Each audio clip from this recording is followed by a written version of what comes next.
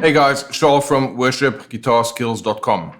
Now, in one of our 2-minute Tuesday videos, I basically attempted to explain in 2 minutes what a voicing is and why it's important and how to use it on the guitar. Now, as an electric guitarist, and even if you play acoustic, when it comes to voicings, that's one of the most important things that you can develop in your playing, because it's going to give you versatility as it relates to how you are playing certain chords. Now, depending on your level of knowledge of the guitar, you might look at some of the modern worship guitar bands out there, whether it's Elevation or Hillsong or Bethel, and kind of wondering, where do they come up with those chords and what is it all about?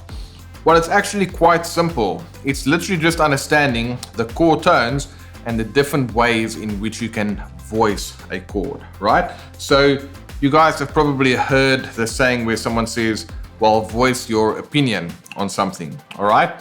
And when you have an opinion on something, it can be said in many different ways, right? Now, it's the same on a guitar. When I play a G, I have many things at my disposal to play that G. I could either just play a G power chord like this, right? Or I can play a G chord like this, or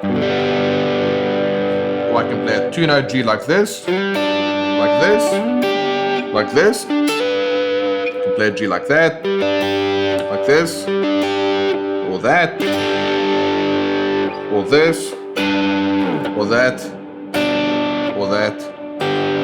I mean, all those are different ways in which I'm playing a G chord. For the most part, all of that was simply taking 3 notes, G, B, and D, and organizing them in different ways, or removing some of the notes, or adding some of the notes, all right? Those are 2 important concepts I'd like to bring to your attention today.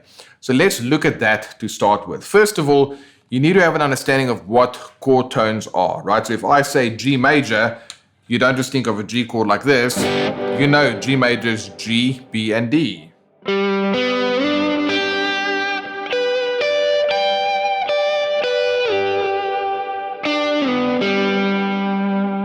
All right, just G, B, and D.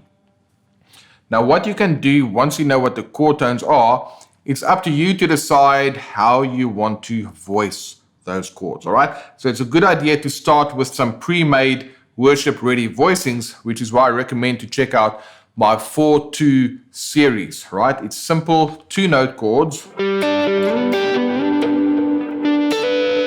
that will show you how to play both major and minor chords. So you can go ahead and check that out. But let's take that a step further, because it's not always fun to limit yourself to playing just one type of chord type.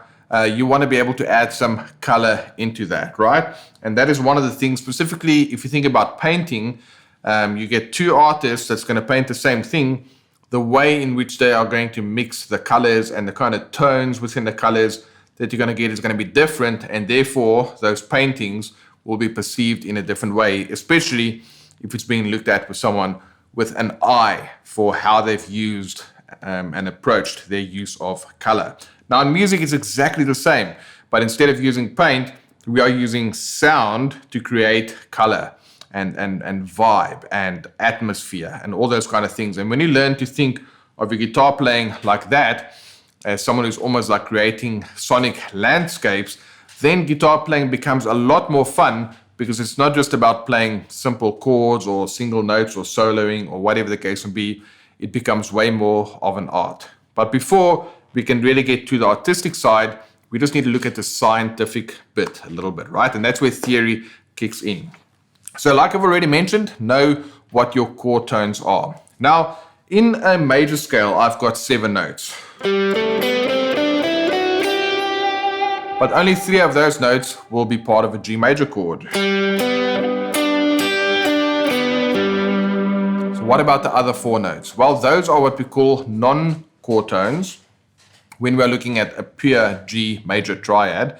And now I can actually start adding some of those other tones to create some colors. That's your first option, adding some additional tones. Your second option is removing some notes. So you can either add notes to get different sounds, or you can remove notes to get different sounds. So if I start with a 4-2 voicing like this, I could either just double on the G again. So instead of just playing G and D, I've left out the B note, but I can then add the high G in there. Alright, or I can play B and G like this, and then I can add the high D. Or I can decide, you know what, I'm going to put in that F sharp. It's going to sound like this.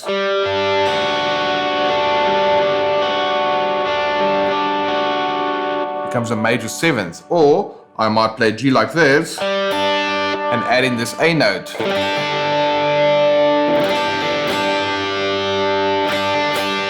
Which is the 9th. Or I can add a different A note like this, which gives me a sus2 or a sus4. Back to a normal triad.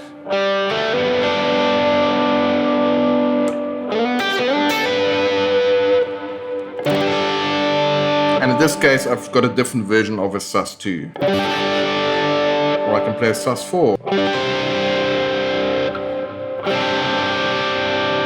All these kind of things that you can do is just different ways in which, number one, you can arrange the note. For example, you can have GBD, or BDG, or DGB.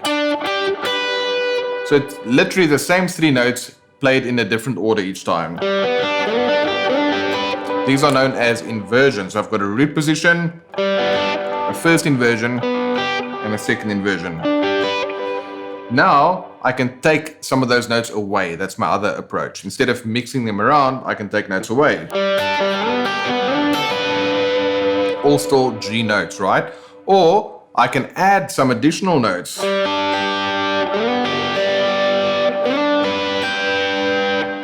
Or I can add non-chord tones.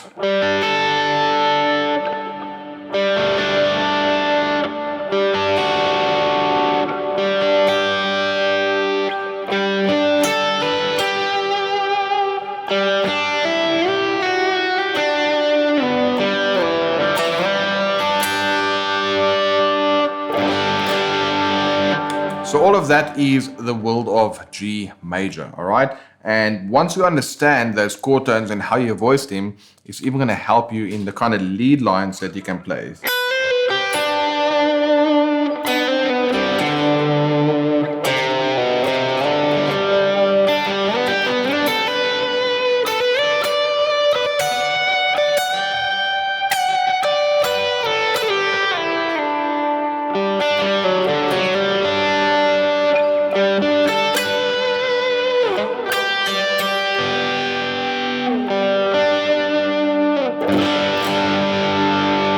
All of that was pretty much just playing G.